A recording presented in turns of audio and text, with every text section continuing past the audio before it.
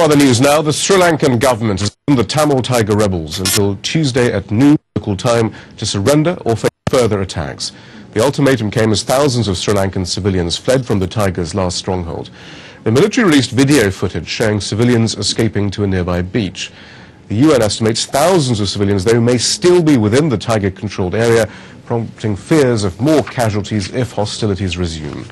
Earlier I spoke with the Sri Lankan ambassador to the United States, Jaliya Wickramasuriya. I asked him what will happen once the ceasefire ends. We are going to continue the rescue operation. It's going to be a defensive operation and it's a rescue mission. So we are not going to do an offensive one. So main concern is the safety of civilians. So we'll continue as it is, keep rescuing civilians. So what does that mean then, a defensive operation? So there will be no shelling of the area, for example? No, we will not shell. We will not do. We have not been shelling too, after we declared as a safe zone. So we will continue the same way that we did last couple of weeks. To prove that you were concerned about civilian safety, then it would help us a great deal if you were to allow humanitarian organizations into this area, and indeed journalists and independent monitors and so on. These are all actions that your government refuses to allow. Actually, as you know, if not for ICRC and the UN, we couldn't rescue the 100,000 civilians which has come, more than 100,000 actually, nearly 104,000 civilians to our area, the security forces control area. But the UN is still calling for access, further access to UN staff into the area.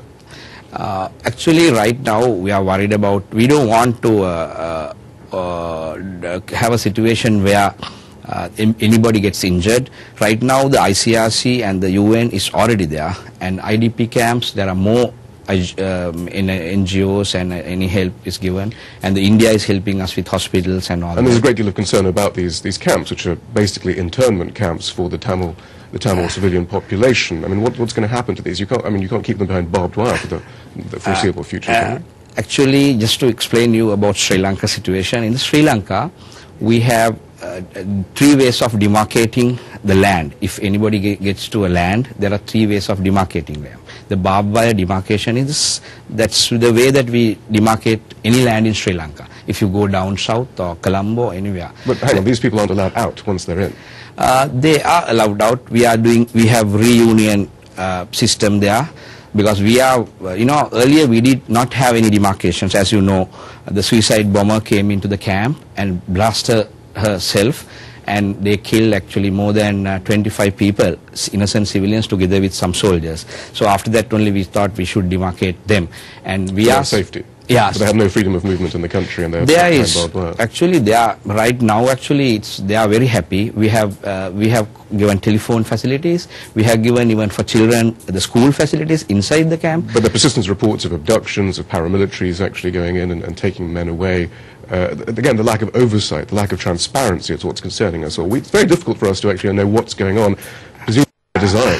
Actually, we deny that. Recently, there were even international, from a lot of people went from different organizations, even the MP from the TNA MP, that is from the area, from the Mulapur district, visited the camp, and UN the Secretary General's representative went, and they were very happy with the condition in the camps.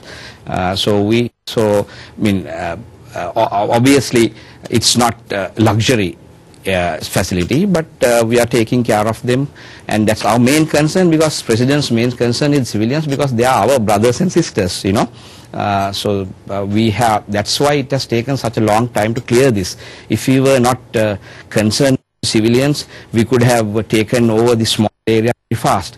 So our main concern is civilians' safety, as well as when they come to our area, we welcome them, and we have everything there, and so that is our main concern. Sri Lanka's ambassador to the US.